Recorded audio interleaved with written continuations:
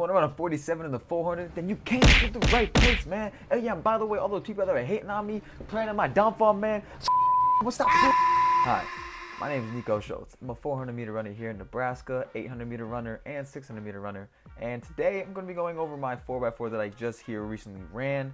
It was my first time ever going 47 seconds. You can do it too, because listen, when I was in high school, I was not him, bro. I was out there running 51s, 52s, 53s. I barely broke 50 a few times in high school. I've only done it a handful of times, and I kind of feel like I'm on the path to figuring out how to really do this thing, man. So I did it for the very first time here at this track meet, and we're gonna go ahead and dissect this video, man. So go ahead, drop a little comment, say what's up. If you're new to the channel, go ahead and subscribe, man. But yeah, let's go ahead and jump right into this thing, dude. Step number one, your race strategy. It is absolutely dire and a necessity coming with a race strategy. Most of my best races, I've sat down beforehand and I've always planned them out. Always thought to myself, all right, where do I want to be? What's my plan of attack? What's my plan coming in? Who's my competition? Where am I going to be? Everything that you do and all the energy you put into it mentally is going to translate there on the track. So what I always like to do before every single race, I always journal out where I want to have my attack points, acceleration zones, how I want to push, and I'm always addressing my float phases. So as you can see here in this video, I get the handoff probably about 10 meters back, not too crazy. So I take the baton here, and as soon as I get the baton, instantly accelerating. In the 400, a lot of people are afraid to die. They're afraid that if they get out too fast, they're gonna die out. And that potentially could be true if you go out too fast, let's say the first 200 meters, the first 250 meters. There's this thing called free energy that each and every single one of you people have, each every single track runner, person, anybody in general. It's basically like your flight or flight response whenever, let's say, a bear is chasing you, right? You have this first 7 seconds, they say. The first 7 seconds, I like to do the first 30 meters or so. The first 7 seconds of your race is free energy. You can run as fast as you possibly can without any harm being done to you at the end of this 400 meter race. So what I always like to do, I like to get out very, very hard, as if it's a 50, a 60, or 100 meter run. For the first 30 meters, I'm here. I'm running as fast as I can. Boom, boom, boom, boom, boom. As you can see in this video right here, I'll go ahead and rewind it back. As you can see, I take the baton, bam. In my first 30 meters, I'm getting out. I'm chasing this dude down as if it's 100 meters, right? And as soon as my energy reserve is done for those first 7 seconds, you got to go what I call the float phase, all right? So floating is not sprinting and it's not jogging. It's this in-between peacefulness to where you're just kind of in this zone to where you're focusing on each step and you're just pushing through and controlling your breathing. You're not wasting any energy here. You're literally just riding off the momentum that you use for those first 30 meters or those first 7 seconds of your race. So if you can kind of see here as you go into the video, this is all just floating. Now granted, this is a very good runner ahead of me. He split about a 49 flat. My split was a 47.7, and I was fortunate to catch him at the end. But the only reason I caught this guy at the end was because I planned out my race better than he did. Granted, it is very hard in order to lead a race all the way from start to finish and not have to worry about the guy behind you getting caught. But it is twice as hard to catch a guy who already had a 1.5 second to a 2 second lead ahead of you. So I'm going to show you guys how to get in the same position. So as you can see, let's go ahead and rewind this back a little bit. So I take the baton right here, right? Like I told you, first 7 to 30 meters. Getting out, and then bam, I'm entering the float phase. Float. I'm feeling good. Now, not all of you are ever gonna run on a bank curve. I hope all of you do, but some of you do not have that luxury. But rather it's inverted, rather it's flat. You have to always excel and push into a curve, because you can't run a curve like how you run a straightaway. You have to be able to kind of adjust yourself. Even so, for me, for example, this Nebraska, it's an elevated track. So what I like to do, I like to push into the curve and kind of lean my body in. So as I'm running in, I'm kind of gaining momentum, but at the same time, I'm pushing up and I'm pushing down, so that I'm building up, and when I get to the top, I'm kind of just in this relaxation, and I'm pushing back down. I'm using my momentum to slingshot me off the curve in order to use that to my advantage. If you just run the curve like a normal straightaway, you're going to be fighting against momentum and fighting against yourself and wasting too much energy. You have to fight into that curve and fight down and shoot yourself down in order to slingshot and get across. So here I am, I'm pushing against the curve here, I'm pushing, and I'm pushing back down. And as you can see here, this is what I like to call my first acceleration zone of the race. So there's 2 acceleration zones. It's about right when you're coming in through that first 150. So it's like between that 150 and 200 meter mark. And then there's another zone coming up between, I believe, what is that technically? The last 150 meters of your race. So I think that's what, 250. There's an acceleration zone here at 150 and an acceleration zone at 250.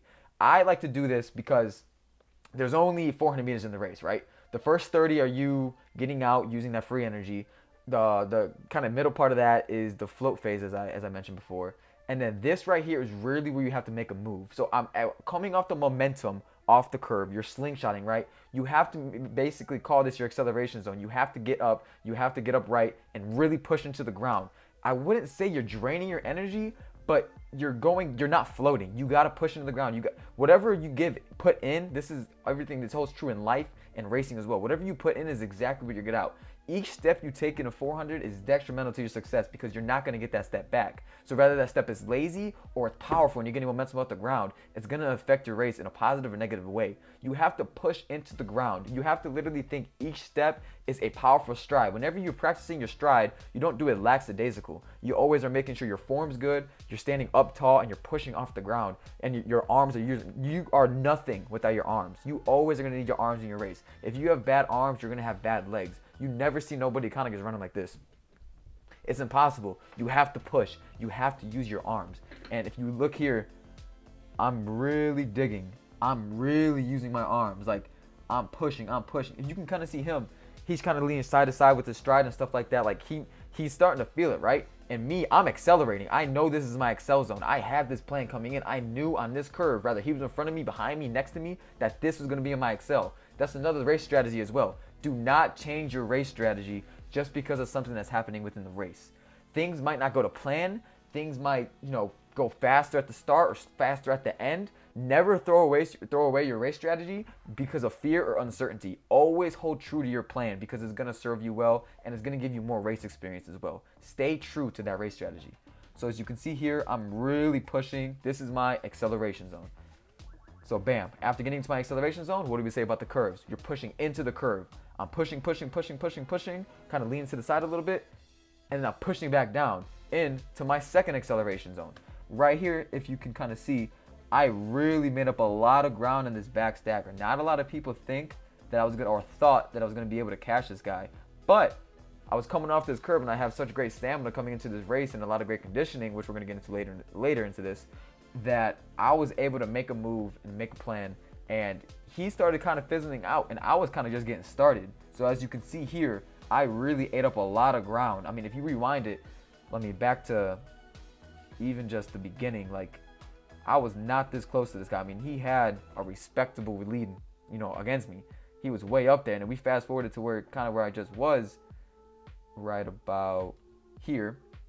Like, I really made up a lot just off of the first, 250 meters of the race. And now we're approaching the last 150. So as I said, you're excelling here. And guys, this is gonna hurt. This part of the race sucks. My lungs still hurt. My ribcage area still hurts from literally this race because of how hard I went, and because like it wasn't killer. Like, I wasn't on the ground after, but like, I've never experienced that type of speed before. In high school, I was always a 49, 50, 51 guy. I split 48 for the last time in December, and this was a 47 race. Granted, the adrenaline was high, the stakes were high. I want to be on that starting 4x4 team to represent Nebraska, so I knew that I had to go crazy. I mean, there was a kid on my team named Garrett, shout out him. He went 46, and he's a freshman, 46.7. So I'm like, man, he just went 46. I can't let him lose this race. I gotta show out. I gotta do my thing, and that is why you always gotta put your all into these races, no matter what. The worst, the best results, you got to give it your all because you do not know when your next race is going to be. With COVID, I gave it all, man. When COVID hit, I literally treated every race like it was my last after that because you never know what was going to happen. I don't know if there was never going to be track again or anything again, So always treat these races like they're the last, each and every single one, but treat them smart. Hard work doesn't mean anything if it's not smart. So, sorry, I just went off on a little spiel there. But as I was saying, all holds true at any point with these curves. Push into the curve. I don't care if it's flat. I don't care if it's inverted. Inverted, yes, it's going to be easier to slingshot through, but you have to push into the curves no matter what. You have to use your momentum ride sideways, and you got to have a float phase. So now we're in into, I'll just call this the red zone, dog. Like, you have to make a play here. Coming into these last 100 meters, okay? I'm making them ground, okay? I know I caught up to him. I know I'm here, but time is of the essence. There is not that much room for error, and there's not much else that I can really do besides hold my form and outstride and outkick this guy, okay? So if you look here, I'm gonna slow it down. You gotta see the difference between our forms, okay? I'm dying, I'm hurting, you know, I use a lot of energy to get to this point, right? But he's hurting even more. He doesn't know where I am the whole entire race until now. He feels me next to me, right? And now he's starting to tense up. You can't do this when somebody approaches you, okay? You can't tense up and take too long of strides. You have to stay consistent and stay here. Stay here always. Always revert back to your arms. No matter how in pain you are, you always have to go back to your arms, because your arms are going to propel you forward, and your arms are going to give you a difference between a 49 and a 47 in this instance. So look at, I'm pushing off the ground, arms, arms, arms, arms, arms. I do have a little bit of a back kick. It's my form, like I said, I'm still working on it. I'm still in the process of doing things. But overall, this entire race, 47.7. I mean, I went from a 48.2 last month to a 47.7 now, with hopes of potentially going 46 indoors. So that was the race strategy of this entire race. I'm just going to have this here playing in the background so you guys can kind of peep. But going into my next phase, or my next talking point into what you need in order to get to this level, preparation. 3 types of preparation: your training, eating/sleeping, and your mental prep. Let's go ahead and start with the training. So for me, as a 400, 800 meter hybrid, you know, I always thought that I needed a lot of mileage. I always thought, man, I need to be putting in 25, 30, 40 mile weeks, right? In order to get to this point, in order to run 47 seconds, in order to run 148, 147. And for me, that's just not the case. And I found that out this past season, when right now I'm barely doing 12 miles a week. And I'm just a more speed-based runner. That I was a football player in high school. I always did track, and I never really ran with the distance guys until like college. And you know, the distance just didn't serve me well. Last season I got really hurt.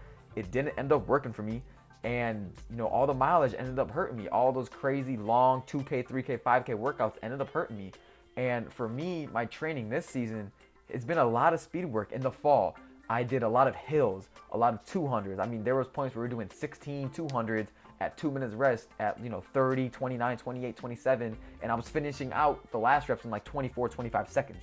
You need speed, and you need a base. In the summertime, when I was lifting 4 times a week in the summer, just trying to get stronger, trying to build a base for this upcoming season. I was doing hang cleans, squats, hills, fartleks, anything that you can really think of in order to get my speed up, and my general just conditioning is what you need in order to be successful, and in order to get to this point to run this 47. Because without that, like, it's going to be impossible. Some people can make it work, but when you get to the higher levels, when you feel that speed, when you feel the speed of going 47 and maybe even 46, 45, I mean, like, the mileage is not going to serve you that well. You need that speed work. All the Olympians, they go fast. They are fast people, depending upon the race, obviously. Like the 800, 400, there's some 400 meter runners that's never ran over 3 miles their entire life. It's all just this explosive work, all form work, all power, and endurance. It takes endurance, and there's a lot of different ways to run the 400. This is just my example, but I have great stamina. I have a lot of energy reserved in order to kind of hang. I mean, like, I'm talking about preparation, race strategy, acceleration zones, and stuff like that. And honestly, you can't really see me accelerate. In my mind, I'm telling myself to accelerate, but it's really hard to see, because for me, I'm a stamina runner. I'm an 800 meter runner. There's guys that can go 20 point. That guy, for example, that I mentioned, Garrett, who ran second leg for us, he runs 20.6 in the 200. I cannot do that. I probably have a 21.9 at best on a good day, 21.8. That's just not it for me. But Garrett, he can't run a 116, 115, 600, which is more in my wheelhouse, you know? So, like I said, going back to what I was saying about the weight room and training and conditioning, you need to run fast. You need to go out there and put in the work. You're not just going to wake up one morning and run 47 unless you're just insanely and talentedly gifted. Golly. You just can't do it. You got to put in the work. You got to have a plan, and you got to have a strategy. And on top of that, two other things going into my next part of this preparation phase is your eating and your sleeping. Guys, it is so important to have good nutrition and good sleep. Sleep, I don't care if you're going and working out 8 to 9 hours a day. If you don't sleep, all of that was for nothing. You needed to get at least 7 to 9 hours to sleep a night. I still struggle with this personally. I'm a person whose mind is always running. I'm always thinking about content ideas. I'm always thinking about life. But you need to put yourself in a position to be successful with sleeping. It's just how it is. It's how it is as a collegiate athlete. Last season, I was training like a maniac. I was probably training harder then than I was now. But I wasn't sleeping good. The sleep will always come back to get you. Sleep helps prevent injuries. It helps improve mental health. There are so many benefits to sleeping. Your body can only improve if you get good sleep. And another thing too, here's just a life tip in general. This is not even just about working out. Always stop eating 3 hours before bed. If you're gonna go to sleep at 11, stop eating at 8 o'clock? Yeah, stop eating at 8 o'clock or 7:30 or really whatever it is. And then wait an hour, at least 1 hour when you wake up to eat something, to eat anything in general. This just helps your body replenish itself faster. Let's say you eat 30 minutes before you go to bed and you go to bed. Your body is gonna be digesting that food for the next 2 hours. And if you wait those 3 hours, like how I just said, your body is going to be able to just start working on your body instantaneously after you start going into sleep because it doesn't have anything to digest. You might feel a little bit hungry going into bed, but I promise it's going to serve you well. But like I said, going into that food though, eat, and eat, bro. Eat healthy, nutritious foods. What I like to hold myself in a standard to is always 5 out of the 7 days in a week. You want to eat good 5 out of the 7 days in a week because those 5 solid core days when you're working out, when you're really getting after it, those are going to be so much important rather than 2 days. Let's say like you have some crazy dessert. Let's say like you have like a Culver's or something, or let's say you go out, you get ice cream. Like it's not going to be that bad because the majority of the days of eating good outweighs the days of eating bad. So like I said, give yourself the weekend to kind of go crazy with whatever meals you want. Like I said, always at least get 1 or 2 good meals a day, a solid meal, whether that's chicken, pasta, rice, eggs, really whatever. Get 1 or 2 solid meals a day on the weekends. And with training, what I realized too, you want to plan your meals accordingly. But before my race, I think I raced at about 5 o'clock. I had Jimmy John's at exactly like 1:15. That gave me like kind of I was supposed to race at 4:30. The race got pushed back 30 minutes, but it gave me like this little like 3 to 4 hour layover so my food could properly digest and I had enough energy to run. There's been times where I would literally only eat oatmeal in the mornings and then have a race at 2 o'clock and I would die. I could not understand why I was not able to perform to my highest level. And I was like, man, what am I doing? What am I doing wrong? What's wrong with me? Like I couldn't figure it out, but it was just because I was lacking nutrition. I was lacking energy. I was literally getting 600 meters into my 800 and I'm just dying. I don't know what happened. This feels like I lost everything. Your body is running through calories, dude. Your body is burning so much to get to this point. Your body doesn't know if you're running from a bear for your life or if you're running to go ahead to impress the females in the stands, bro. Your body is literally just there, just throwing stuff out there like, all right, we're going fast. Take this, burn it. We're going faster. Take this, burn it even more. Wait, what do you mean we only ate oatmeal this morning, dog? What are you talking about? We're gonna die. We have nothing left in our system. And then that's what happens. You catch a cramp. You tense up in your race. You have nothing left. And that's why you feel dizzy. That's why you feel like you want to puke after. And listen, after this race, I planned everything great. The race strategy was great. The nutrition was great. My head was still spinning, bro. This is the love-hate relationship you gotta have with track and field. And this is why this turns me into my last part of this preparation phase, is mental preparation though, dude. And it's not even just about the race strategy. This really has to do with about how you're taking care of yourself. A big, thing about me is morality and because how you treat yourself, because how you treat yourself is more important than how you treat anything in this life. This is the one life you're going to get. This is the one body you're going to get. And this might be the one chance you have to make something really special and to kind of live on through a legacy for what you're trying to provide here in the track and field world or in life in general. There's a lot of pressure. There's a lot of things that go wrong. And you got to be able to be your biggest hype man, to be your biggest supporter, It's so important to take care of yourself, your mental health, and do whatever makes you happy. For me last year, I really want to be big on discipline, but at the same time, I allowed myself to have fun. I allowed myself to, play Madden for like an hour and a half, 2 hours before I go to bed after I had a stressful day of school. Allowed myself to do things that that I wanted to do, to go on a walk like late at night with music on, to scroll TikTok for like 30 to 40 minutes or an hour. Like you gotta give yourself leeway. You work so hard all day, every day. Always, mind's always racing. You're expected to perform at such a big level. You gotta have fun with it. You gotta have fun with the process and fun with yourself. There's gonna be times where days suck. Life is hard. Things are hard. But at the end of the day, you have to have yourself. You have to be able to stay positive and focus and just have a good balance. Life is nothing without balance. Always have balance. Be disciplined, have fun, and just do the best that you can possibly do. Trial, and which leads me into my last and final phase, trial and error.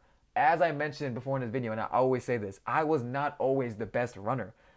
It was always a mentality thing for me. I always wanted to be the best. I always wonder why I wasn't the fastest. It takes trial and error. Guys, my senior year, I broke the 600-meter state record, right? Faster than I've ever ran before. The next week, I ran 49.2 in the 400. And this was all indoor. And I'm thinking, dude, I'm going to run 46 this year. I'm 47. I'm going to go crazy. Dude, I opened up my outdoor season in 51 seconds after going 49 indoors. Do you know how much of a drop-off that is? How much of a lack of progression that is? That's degression. And my body was in shock. I didn't prepare mentally. I didn't prepare physically. I got too big-headed. I lost self-confidence. Mental health was down the drain. Like it takes running bad to appreciate running good. And that is so important here in track and field, that you have to appreciate and learn from the bad times in order to make it to the good times and in order to improve. Literally, there are so many bad races that I've had in the past that got me to this point to running this 47.7.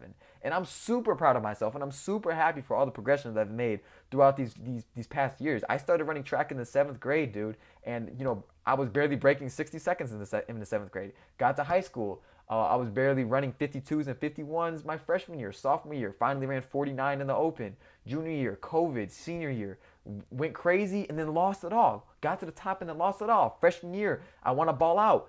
Overtrained, didn't eat properly, didn't know how to balance life, didn't know how to balance college, got hurt.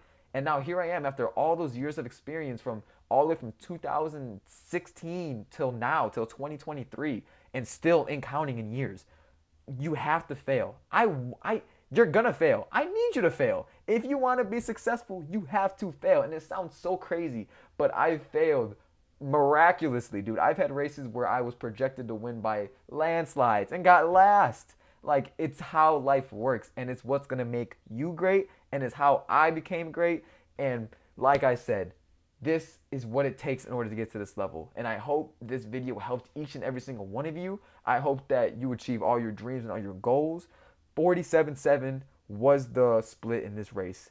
You have what it takes. I believe in you. We all believe in you. Let's go. Nico Schultz out of here, baby. Peace. Boom.